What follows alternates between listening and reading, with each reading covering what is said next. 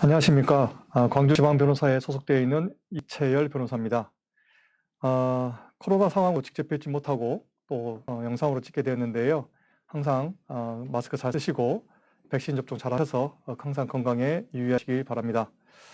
오늘 이 시간은 부동산과 관련된 법률 지식에 대해서 잠깐 말씀을 드리도록 하겠습니다. 첫 번째 시간에는 부동산과 관련된 동산과 부동산의 구별이라든지 등기부, 특히 부동산 관련된 등급에 대해서 간략하게 설명해 드리고, 부동산 매매 관련돼까지 첫 번째 시간에 말씀드린 다음에 두 번째 시간에는 부동산 임대차에 대해서 관련된 내용들을 설명해 드리도록 하겠습니다. 특히 부동산 임대차 관련돼서 최근에 임대차 3법이라든지 이런 최근에 개정된 내용들에 대해서 간략하게 설명해 드리도록 하겠습니다. 자료화면을 보면서 하나하나씩 설명해 드리도록 하겠습니다. 이 영상은 부동산 소유자가 아닌 사람과 월세 계약을 맺었다가 낭패를 본 사안인데요. 여기를 보면 집주인이 아닌 사람과 계약을 해 피해를 보게 된 사람들에 관한 뉴스에 관한 영상입니다. 부동산 계약할 때 유의할 사항에는 어떤 것이 있을까요? 이런 내용인데 오늘 설명해 드릴 내용들이 바로 이러한 부분에 대해서 설명해 드리겠습니다. 이 영상에서 이제 문제가 됐던 것은 중개업자가 자신이 소유자인 것처럼 임대차 계약을 맺고 월세를 가로챈 사안인데 이 중개업자에 대해서는 형사상 사기죄가 문제되겠죠. 이런 내용들이 문제가 되는데 이런 피해가 발생하지 않도록 어떤 걸 유의해야 될지 설명해 드리도록 하겠습니다. 오늘 학습 목표에 대해서 말씀을 드리면 방금 말씀드렸던 기본 첫 번째 시간에는 1과 1번하고 2번에 대한 내용을 설명해 드리고 두 번째 시간에는 임대차에 관해서 설명해 드리도록 하겠습니다. 오늘 첫 번째 시간은 부동산 관련의 기본 지식인데요. 특히 동산과 부동산, 여러분들이 잘 아시겠지만 동산과 부동산에 대한 개념을 설명해 드리면서 왜 등기제도가 필요한 것인지에 대해서 설명해 드리도록 하겠고, 그 다음에 부동산 등기부 등표에 대해서 설명해 드리도록 하겠습니다. 그 다음 부동산 매매와 관련돼서 부동산 같은 경우에는 크게 매매와 임대차가 있는데요. 매매와 관련해서 매매 절차와 단계별로 유의할 사항들에 대해 말씀을 드리고, 그 다음에 세금과 중개 수수료에 대해서 간략하게 말씀을 드리도록 하겠습니다. 자, 우리 매매 계약을 하게 됩니다. 저희가 법률행위라고 하는데 이 매매 계약을 하고 매매 계약이 성립하기 위해서는 이렇게 살레오라고 되어 있는데요. 법률성 용어로는 청약이라고 표현하고 있습니다. 그 다음에 매수인이 그러면 할게라고 하면서 승낙하면 청약과 승낙이 의사가 합치가 되어지면 이제 매매 계약이 성립하게 되겠습니다. 계약이 성립하죠. 자, 이제 부동산과 동산에 대해서 간략하게 설명해 드리겠습니다. 물론 여러분 너무 다 잘 알고 계시겠죠. 이 부동산이라는 것은 어떤 것이냐면 법률상 이렇게 표현하고 있습니다. 토지와 토지에 붙어 있는 정착물이라는 표현을 하고 있습니다. 보통 토지와 건물로 생각하시면 되겠습니다. 근데 이 부동산은 보시면 부동산에 누구 소유라고 쓰여 있습니까? 그렇지 않죠. 부동산은 진정한 소유 관계를 알기 어렵기 때문에 이렇게 등기 제도라는 걸 두고 있어서 등기로 공시를 하고 있다고 합니다. 자, 여기에 건물이 있고, 자, 건물도 있고, 토지가 있죠. 이런 것들을 이제 부동산이라고 합니다. 두 번째, 동산인데, 동산은 여러분들이 휴대하고 다니고 있는 것을 말하는데, 자, 휴대폰이라든지 가방이라든지 목걸이 이런 것들을 보시면 아시겠지만, 당장 그 소유자가 가지고 다니고 있기 때문에 당연히 소유 관계를 쉽게 알 수 있습니다. 그래서 동산에는 등기 제도라는 게 없죠. 그래서 부동산 같은 경우는 진정한 동산과 다르게 진정한 소유 관계를 알기 어렵기 때문에 이 등기라는 제도를 두고 있습니다. 자, 부동산 등기 제도에 대해서 간략하게 설명해 드리면 이렇습니다. 이 부동산 등기라는 것은 등기부를 볼 수 있어야 나중에 매매 계약을 체결할 때 등기부가 어떻게 구성되어 있고 어떤 것이 기재되어 있는지 알아야만이 부동산 매매할 때 어떤 위험이 발생하는 것을 방지할 수 있겠습니다. 자, 등기부라는 이 등기제도라는 것이 있는데 등기부라는 공적 장부에 부동산의 표시라고 하죠. 부동산 표시라는 것을 부동산 등기의 표지부에 해당하는 내용입니다. 부동산의 표시에 대한 것과 부동산에 관한 권리관계, 즉 부동산의 등기부에 갑구, 을구라고 표현된 부분에 있습니다. 그래서 표시와 표제부와 갑구, 을구로 구성된 게 부동산 등기 제도의 등기부 구성 요소입니다. 자, 보시면 이 부동산 거래하실 때 꼭 유의할 사항들인데 등기부를 열람하고 등기부 등본 발급을 받으셔야 됩니다. 부동산을 구입하시면서 구입하거나 거래를 하실 때 이것들을 첫 번째 이것을 유의하지 않으면 선순위 저당권이 설정되어 있다든지 이런 걸로 인해서 피해를 볼 수 있기 때문에 그렇습니다. 꼭 부동산 거래 시 등기부를 확인하셔야 되겠습니다. 그러면 부동산 등기부 열람하거나 등기부 발급하는 방법이 어떤 방법이 있는지 말씀을 드리면 두 가지 방법 정도가 있는데요. 등기소를 직접 방문하셔서 저희 광주 같은 경우에는 상무지구에 있죠. 상무지구 등기소를 방문하셔서 발급하셔도 되겠고 무인 발급기도 이용할 수가 있겠습니다. 그 다음에 대법원 인터넷 등기소라고 있는데 인터넷을 하실 수 있다면 대법원 인터넷 등기소를 치셔서 발급을 하시면 되는데 비용은 열람하는 데는 한 700원 정도, 그 다음에 발급하는 데에는 1,000원 정도의 비용이 듭니다. 이렇게 해서 두 가지 방법으로 이렇게 등기부를 발급받으신 다음에 그 다음에 부동산 거래를 확인하신 다음에 부동산 거래를 하셔야 되겠습니다. 자, 부동산 등기부에 대한 하나씩 설명해 드리면, 자, 부동산 등기부 등본 표제부라는 것입니다. 표제부라는 구성 요소인데 이 표제부에는 토지 건물의 내용 및 소재지라든지 이것들이 기재되어 있고요. 등기부의 구성 내용이 이렇게 되어 있다는 겁니다. 그래서 표제부에 표시번호, 접수, 소재 지번, 건물번호, 건물 내역 이런 것들이 이 위치라 소재지라든지 그다음에 토지의 건물의 내용이 이렇게 기재되어 있는 부분이 바로 표제부라고 합니다. 네, 이렇게 하겠습니다. 두 번째, 갑구에 대한 것입니다. 이 갑구라는 것은 부동산에 갑구라고 이렇게 갑구라고 되어 있죠. 이 갑구라는 부분은 뭐냐면 소유권에 대한 사항을 접수 일자 순서대로 이렇게 기재하는 것을 말합니다. 그래서 이 갑구에는 압류라든지 가압류라든지 또 경매가 됐을 경우에 이런 것들이 기재되는 곳이 바로 이 갑구에 기재가 되어 있습니다. 여기에도 보면 소유권 보존 등기가 되어 있는 다음에 소유권 이전이 되어 있는데요. 보존 등기를 했을 때는 처음 등기할 때 보존 등기를 하게 되는데 이 김갑동이라는 사람이 보존 등기를 했네요. 그 다음에 홍길동의 사람이 매매라는 등기 원인을 통해서 등기 소유권 이전 등기를 한 것입니다.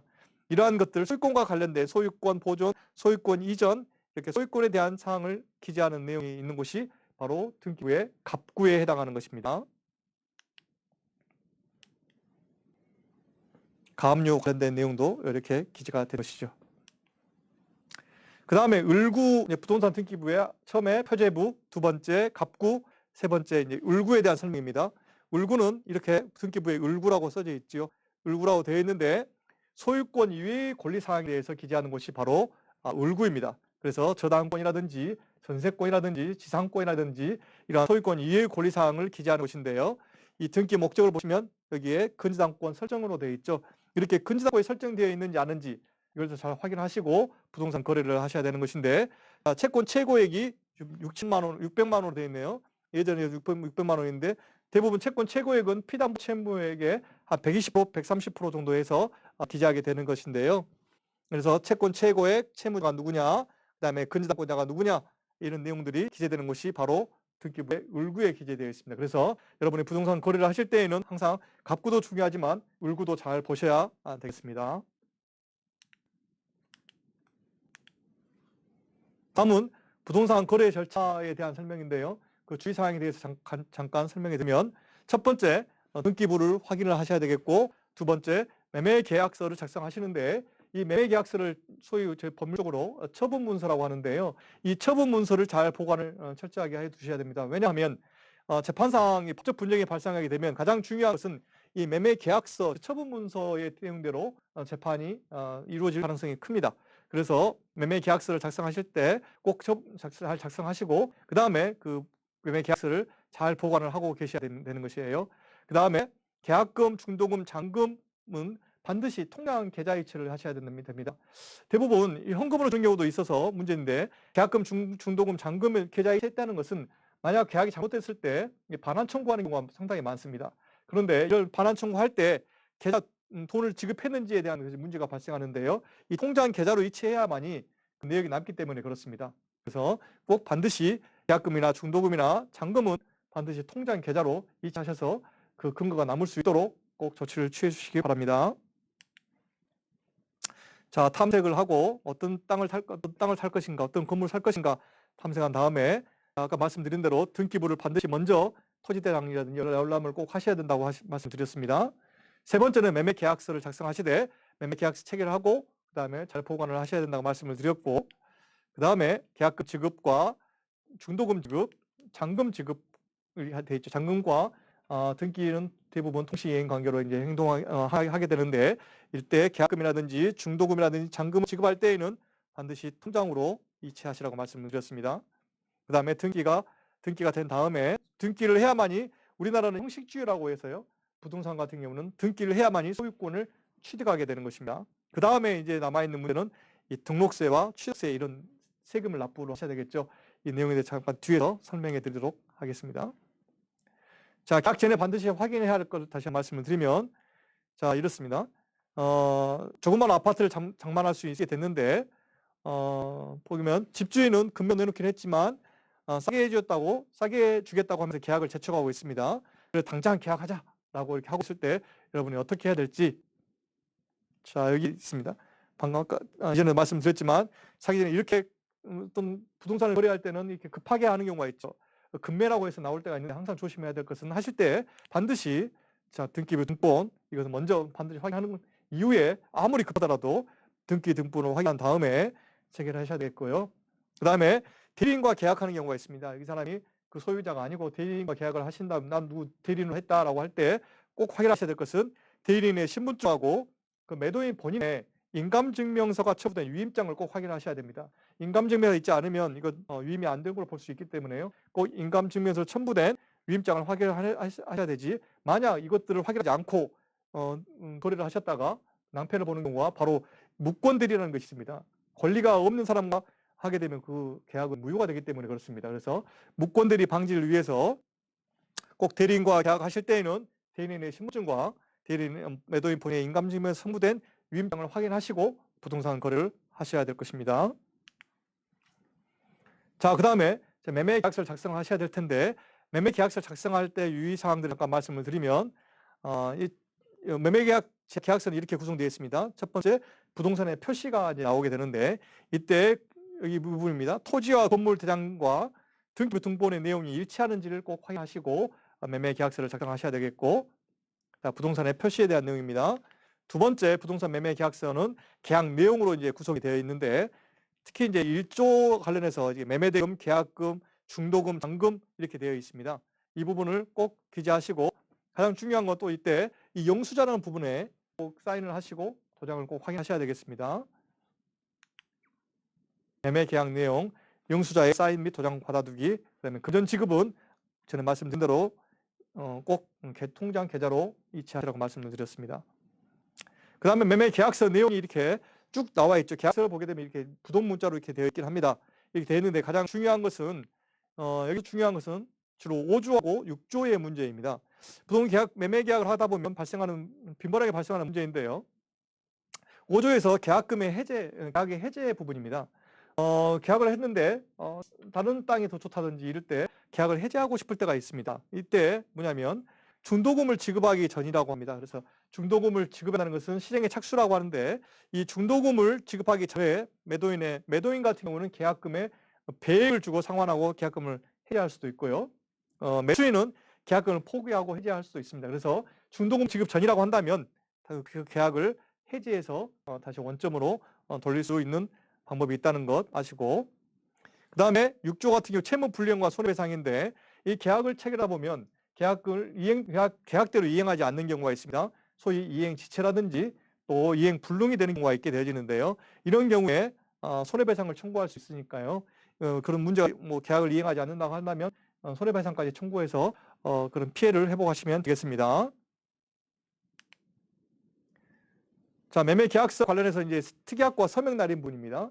제일 밑에 보면 특약 사항이 있습니다. 이 특약 사항이라는 것은 서로 당사자가 원하는 사항들이 있을 거예요. 이런 원하는 사항들을 법적 분쟁 방지를 위해서 특약 사항의 요구 사항들을 특약 사항에 기재하게 되는 것입니다. 이 특약 사항을 기재할 때 유의할 점은 자세하게 기재하는 게 좋습니다. 일시라든지 언제까지 이사를 나가라든지 정확하게 날짜를 해서, 만약 이사를 나가지 않게 되어지면 이 특약 사항의 위반을 위해서 제가 손해배상도 청구할 수 있고 하는데요. 이 특약 사항을 기재하실 때에는 상세하게 기재하시는 게 좋다, 말씀을 드리고, 그 다음에 마지막으로 매도인, 매수인, 중개업자 이렇게 되어 있는데요. 여기에 꼭 정확하게 기재가 됐는지 확인하시고 특히 주민등록번호라든지 다 정확하게 기재를 하셔야 되겠습니다. 가장 부동산 거래 시 빈번하게 발생하는 문제인데요. 법적 분쟁의 문제인데 실무에서 지금 가계약금 반환 청구 문제가 주로 많이 문제가 되고 있습니다. 이 가계약금이라는 것은 서로 먼저 계약금을 걸 때 가라는 것은 임시로 줬다는 그런 말이거든요. 근데 이 가계약금을 주고 나서 계약금을 원래 10%로 매매대금의 10%를 주는데 이 10%를 주되 이것을 10% 주는데 가계약금은 더 적은 금액을 주는 것이죠. 근데 이게 반환 청구에 문제가 발생하는 경우가 있습니다. 그런 경우가 있는데 이때는 어떻게 하냐면 가장 중요한 것은 대법원 판례는 그렇습니다. 가계약금이 계약금을 볼 수 있는지 아닌지의 문제입니다. 그래서 계약의 성립 여부가 제일 중요한데 계약의 본질적인 사항에 대해서 합의가 됐다고 한다면 이건 계약금이기 때문에 반환 청구를 할 수 있는데 그렇지 않고 자기가 우선을 선점하려고 했다고 한다면 가계약금 반환은 청구하지 못하게 되는 것이죠. 그래서 이런 가계약금 반환 청구의 문제에 대해 잠깐 설명해 드렸습니다.